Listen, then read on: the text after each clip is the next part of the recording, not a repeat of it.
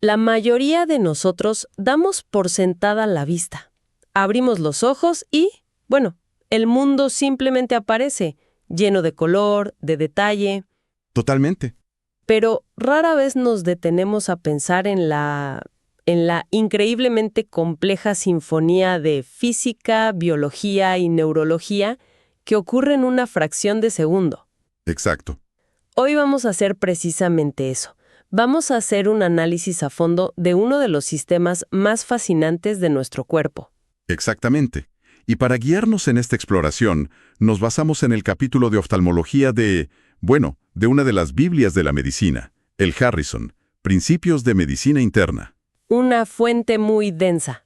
Es una fuente increíblemente densa, pero lo que intentaremos hacer es extraer las joyas, las ideas que realmente cambian la forma en que pensamos sobre nuestros ojos. Esa es la misión entonces. No solo entender por qué podríamos necesitar lentes, sino desentrañar cómo funciona realmente esa conexión entre el ojo y el cerebro. ¿Y qué pasa cuando esa conexión se debilita o se rompe? A veces de forma silenciosa y otras de manera muy dramática. Ok, vamos a empezar por el principio. ¿Cómo es posible que la luz, que no es más que energía electromagnética, se convierta en, no sé, en la cara de un ser querido o en la lectura de estas palabras? ¿Cómo funciona el milagro, no? Exacto. Pues el proceso tiene dos grandes actos, uno óptico y otro neurológico. El óptico es el más intuitivo. La córnea, esa cúpula transparente al frente, Sí. y el cristalino, nuestra lente interna, trabajan juntas para enfocar la luz en la retina, que es la que tapiza la parte de atrás del ojo. Ok. Pero aquí es donde la cosa se pone realmente interesante. La retina no es solo una pantalla o un sensor pasivo. La fuente lo deja clarísimo. Es, literalmente, tejido cerebral. ¿Cómo? Sí, tejido cerebral que durante el desarrollo embrionario migró hacia la periferia. A ver, un momento. ¿Me estás diciendo que tenemos dos pedacitos de cerebro expuestos al mundo? Expuestos al mundo. Eso cambia por completo la perspectiva, ¿no? Claro. No es una cámara conectada a una computadora. No, Es la computadora misma la que está mirando. es la analogía perfecta. Y esa computadora está equipada con dos tipos de píxeles, digamos. Fotorreceptores. Ok. Tenemos unos 100 millones de bastones, que son increíblemente sensibles. Nos permiten ver en la penumbra. Y luego, unos 5 millones de conos. ¿Y esos para qué son? Esos nos dan el color y la altísima definición con buena luz. La mayoría de esos conos se concentran en un punto diminuto llamado mácula, y en su centro, la fovea. La fobia. La fovea es la visión en 8K, por así decirlo. Entiendo. Entonces la luz llega, los bastones y conos la captan, y luego esa señal tiene que llegar al procesador central en la parte de atrás de la cabeza. ¿Cómo es esa autopista de información? Bueno, antes de salir del ojo, la información ya pasa por varias capas de preprocesamiento, a través de otras células. O sea, se edita un poco el video antes de mandarlo. Exactamente. Y finalmente, todo converge en, más o menos, 1 millón de células ganglionares. Y los cables de estas células, sus axones, se trenzan para formar el nervio óptico de cada ojo. 1 millón de fibras por ojo, saliendo por un punto ciego que ni siquiera notamos. Es asombroso, totalmente. Y ese cable masivo viaja hacia el cerebro, hace una parada técnica en una estación de relevo llamada cuerpo geniculado lateral, en el tálamo. Y desde ahí se distribuye a la corteza visual primaria. Es allí, en el lómulo occipital, donde el cerebro finalmente interpreta esas señales y construye la realidad visual que percibimos. Pero parece que los ojos hacen más que solo enviar imágenes. El texto sugiere que tienen otras funciones, casi como si fueran sensores para otros sistemas del cuerpo. Así es. Resulta que un pequeño porcentaje de esas células ganglionares no necesita a los bastones ni a los conos. Ah, no. No. Son fotosensibles por sí mismas gracias a un pigmento que se llama melanopsina. No sirven para ver imágenes, sino para medir la cantidad de luz ambiental. ¿Y para qué le sirve al cuerpo medir la luz? La envían una señal directa a nuestro reloj biológico, el núcleo supraquiasmático, para decirle, es de día, actívate, o es de noche, prepárate para dormir. Ah, claro. También controlan el reflejo de la pupila. O sea, nuestros ojos no solo le muestran el mundo al cerebro, sino que también le dan cuerda a nuestro reloj interno todos los días. Increíble. Todos los días. Bien, con esa base, pasemos a la parte clínica. La razón más común para ir al oftalmólogo es, bueno, porque la visión se vuelve borrosa. ¿A qué se refieren exactamente con defectos de refracción? Un defecto de refracción es, en esencia, un problema de hardware.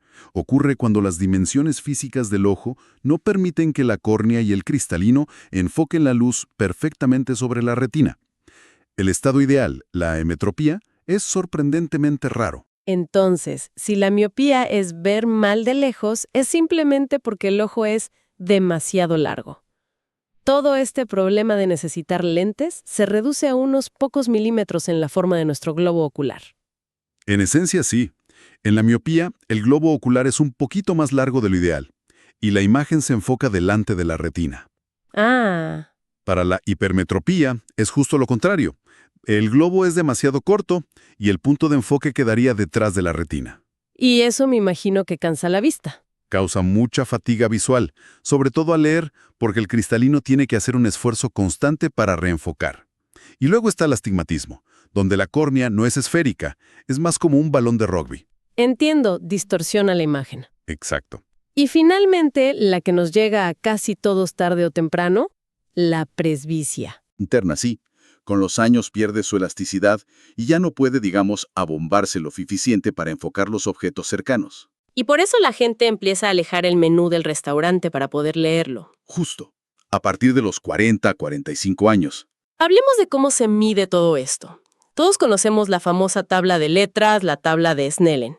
Cuando nos dicen que tenemos una visión 20/20 o 6/6, ¿qué significa realmente? Es más simple de lo que parece. Una visión de 6/6 significa que a 6 metros puedes leer lo que una persona con visión normal debería poder leer a 6 metros. Ok, eso es fácil. Pero si tu visión es 660, significa que para leer esa misma línea tienes que acercarte a 6 metros, mientras que alguien con visión normal podría leerla desde 60 metros de distancia. Ah, entiendo. Es una medida de la claridad a distancia. Y a partir de esta escala se define algo tan serio como la ceguera legal. Exacto. En Estados Unidos, por ejemplo, se define como una agudeza de 20/200, que es el equivalente a 660 o peor en el mejor ojo, incluso con lentes. Entiendo. O un campo visual muy restringido. Pero es importante aclarar que tener visión en un solo ojo, aunque sea una discapacidad, no se considera ceguera legal, si ese ojo ve bien. Otro examen clave es, bueno, cuando nos apuntan con una linterna a los ojos. Parece simple, pero están buscando algo muy específico, ¿verdad? Están evaluando la integridad de toda la vía neurológica. La prueba clave es la del destello oscilante. ¿El destello oscilante? Sí, el médico ilumina un ojo y la pupila se contrae. Luego pasa rápidamente la luz al otro ojo. Si el nervio óptico de ese segundo ojo está dañado, como en una neuritis óptica, no va a enviar una señal tan fuerte. Entendido. O sea, es como si cada ojo tuviera un volumen de respuesta a la luz. Si alumbramos el ojo bueno, el volumen está en 10. Digamos que sí. Si pasamos al ojo malo, el volumen baja a 4. Y como esa señal es más débil que la que venía del otro ojo, ambas pupilas, paradójicamente, se abren un poco. Se dilatan, exacto. Es un test increíblemente astuto para ver si el cable de entrada está dañado. ¡Wow! A eso se le llama defecto pupilar aferente relativo, o pupila de Marcus-Ghon, y es un signo objetivo importantísimo. Y también se fijan si las pupilas son de tamaños distintos. Claro, la anisocoria. Una ligera diferencia puede ser normal, pero si cambia con la luz, puede indicar problemas neurológicos serios, desde un síndrome de Horner hasta una parálisis de un nervio craneal. Para cerrar esta parte, una curiosidad genética. ¿Por qué el daltonismo o la ceguera al color rojo-verde es abrumadoramente más común en hombres? La respuesta está en los cromosomas sexuales. Los genes que fabrican los pigmentos para los conos que detectan el rojo y el verde están en el cromosoma X. Ok. Las mujeres tienen 2 cromosomas X. Si uno de los genes está mutado, tienen una copia de seguridad en el otro cromosoma que suele compensar. ¿Y los hombres no? Los hombres solo tenemos un cromosoma X. Si ese único gen es defectuoso, no hay respaldo. y eso afecta a un sorprendente 8% de la población masculina. Esos escenarios de evaluación son, en general, rutinarios, pero la fuente también describe situaciones que son verdaderas emergencias. ¿Qué pasa cuando la visión falla de repente? Hay una condición con un nombre muy descriptivo, amaurosis fugaz. Amaurosis fugaz significa literalmente oscuridad fugaz. Los pacientes lo describen como una cortina o una persiana que baja y tapa la visión de un ojo. ¡Qué miedo! Es un evento aterrador y una señal de alarma gravísima. Se debe a una isquemia transitoria, una falta de flujo sanguíneo temporal a la retina. Y supongo que algo está bloqueando ese flujo. ¿Se puede ver la causa? A veces sí. La causa más común es un émbolo, un pequeño coágulo o un trozo de colesterol que se desprende de una placa en la arteria carótida, en el cuello. Del cuello. Sí, del cuello. Viaja por el torrente sanguíneo y se atasca en una de las diminutas arteriolas de la retina. A veces, el oftalmólogo puede ver literalmente la placa de colesterol, que se llama placa de Hollenhorst. O sea que un problema en el ojo puede ser la primera señal de un problema cardiovascular mucho más grande. Como un alto riesgo de infarto cerebral. Exactamente. Es una emergencia médica. Otra causa de pérdida súbita de visión es la neuropatía óptica isquémica anterior, o ION. ION. Esto es básicamente un infarto de la cabeza del nervio óptico. Un infarto como un ataque al corazón, pero en el cable que conecta el ojo con el cerebro. Esa es la analogía perfecta. Una especie de apagón por falta de sangre. Exacto. Y hay que distinguir dos tipos. La forma no arterítica, que es más común, y la arterítica, causada por una inflamación de las arterias llamada arteritis de células gigantes. Y me imagino que esa es la más grave. Es una emergencia absoluta. Es como saber que hay un problema en toda la red eléctrica de la casa y que otro apagón es inminente. Si no se trata con esteroides de inmediato, hay un riesgo altísimo de que el otro ojo sufra el mismo destino en días o incluso horas. ¡Wow! Y también está la neuritis óptica, que es diferente, ¿no? Sí, es una inflamación del nervio óptico, no un infarto. A diferencia del ION, suele doler, especialmente al mover el ojo, y afecta más a mujeres jóvenes. Ok. Pero lo más importante es su asociación con la esclerosis múltiple. Un primer episodio de neuritis óptica es un predictor muy fuerte. El riesgo de desarrollar esclerosis múltiple en los siguientes 15 años es de un 50%. Esos escenarios de pérdida súbita son aterradores porque son muy evidentes.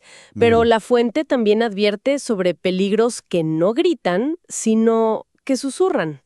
¿Qué pasa con esos problemas que se instalan lentamente, casi sin que nos demos cuenta? Ahí entramos en las tres grandes causas de ceguera crónica. La primera, y la más solucionable, son las cataratas. Las cataratas. Es simplemente que el cristalino, nuestra lente natural, se vuelve opaco con la edad. La visión se vuelve borrosa, los colores se apagan, es como mirar a través de un vidrio sucio. Suena casi demasiado simple para un problema que causa tanta ceguera en el mundo. Si la solución, que es una cirugía para reemplazar la lente, es tan efectiva, ¿el principal obstáculo es simplemente el acceso a esa cirugía? En gran medida sí. La cirugía de cataratas es uno de los procedimientos más seguros y exitosos de toda la medicina. Pero a nivel global, el acceso a ella sigue siendo el principal desafío. La segunda causa crónica es mucho más siniestra. El glaucoma. Se le llama el ladrón silencioso de la vista. ¿Por qué silencioso? Porque no duele. Exactamente. El glaucoma es una enfermedad del nervio óptico, a menudo ligada a una presión ocular alta, que destruye las fibras nerviosas de forma lenta, progresiva e indolora. ¡Qué peligroso! Y empieza por la periferia. Puedes tener una visión central perfecta, leer un libro sin problemas, pero no verías a alguien que entra en la habitación por el rabillo del ojo. Y como nuestra visión central sigue intacta, no nos damos cuenta del problema. Para cuando notas que algo anda mal, por ejemplo, que te tropiezas con las cosas, El daño ya es severo e irreversible. da escalofríos pensarlo. Por eso es tan importante medir la presión ocular y examinar el nervio óptico en las revisiones. El oftalmólogo puede ver el daño en el nervio, una excavación creciente, mucho antes de que el paciente note la pérdida de visión. Y la tercera gran causa, sobre todo en personas mayores, es la degeneración macular. La degeneración macular relacionada con la edad, o DMRE, ataca justo lo contrario que el glaucoma, la visión central. A la visión de alta definición. Exacto. Afecta a la mácula. La forma más común es la seca, que progresa lentamente por la acumulación de unos desechos metabólicos llamados drusen. Y la otra forma. Es la forma húmeda, menos común pero mucho más agresiva. Crecen vasos sanguíneos anormales debajo de la retina que pierden líquido y sangre y destruyen la mácula rápidamente. Uf. Es aquí donde la medicina ha logrado una verdadera revolución. El tratamiento consiste en inyecciones de fármacos anti-VEGF directamente en el ojo. Espera. ¿Inyecciones dentro del globo ocular? Suena aterrador. Suena peor de lo que es. Es un procedimiento muy rápido, con anestesia, que ha cambiado el pronóstico de esta enfermedad de forma radical. ¿En serio? Antes era una sentencia casi segura de ceguera central. Ahora muchos pacientes pueden mantener e incluso mejorar su visión durante años. Para ir cerrando, hemos visto que la visión no es solo cosa de los ojos, sino un proceso cerebral complejo, y que si bien muchas cosas tienen solución, cualquier cambio súbito, Una cortina que cae. una explosión de moscas volantes y destellos de luz, ¿Sí? es una señal para buscar ayuda médica de inmediato. Absolutamente. Y la gran lección es la importancia de la prevención y la detección precoz. Las revisiones regulares, especialmente con la edad o con factores de riesgo como la diabetes, son la única arma que tenemos contra ladrones silenciosos como el glaucoma. O la degeneración macular. O las primeras fases de la degeneración macular, que es cuando el tratamiento es más efectivo. Y quiero terminar con una idea para reflexionar que surge de todo esto. Hemos hablado de problemas en el hardware, en el ojo y cómo se solucionan, pero la fuente menciona una condición llamada hemianopsia homónima, que es perder la mitad del campo visual de ambos ojos por un daño en el cerebro, como un ictus. El problema no está en los ojos, sino en el software o el procesador visual. ¿En el cerebro, sí? Y nos dice que por ahora no tiene un tratamiento efectivo. Así es. La rehabilitación puede ayudar a compensar, pero no restaura el campo visual perdido. Y esto me lleva a una pregunta para el futuro. Si el daño está en el procesador, ¿será posible algún día usar interfaces cerebro-computadora o técnicas avanzadas de neuroplasticidad para esencialmente recablear el cerebro? Redirigir la señal. Exacto.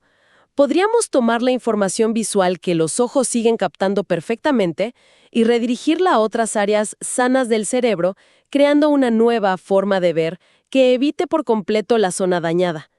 Quizás el futuro de la oftalmología no esté solo en el ojo, sino en aprender a reescribir el software de la percepción.